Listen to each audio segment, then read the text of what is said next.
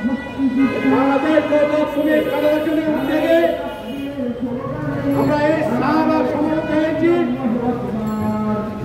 নৌযান শ্রমিক ফেডারেশন বিষয়টা হল আপনারা জানেন, সরকার বিভিন্ন ধরনের বড় বড় লঞ্চ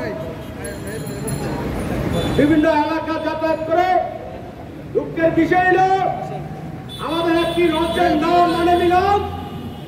এই লঞ্চের আমাদের স্টাফ ভাই, শ্রমিক ভাই, তাদেরকে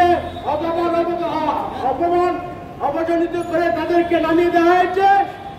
তাদের বেতন, তাদের পাওনা দানা না মিটিয়ে ওই এক শ্রেণীর মালিক তাকে এইখান থেকে, এই লঞ্চের থেকে, মানবী লঞ্চের থেকে বিতাড়িত করা হয়েছে।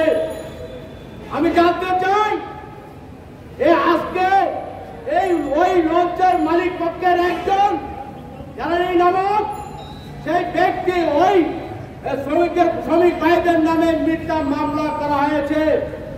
সংগ্রামী সাথী বন্ধুগণ, আপনারা জানেন শ্রমিকরা কখনো মারামারি, কাটাকাটি, হানাহানি চিনে না। শ্রমিকরা চিনে একটা জিনিসেই, সেটা হলো কর্ম।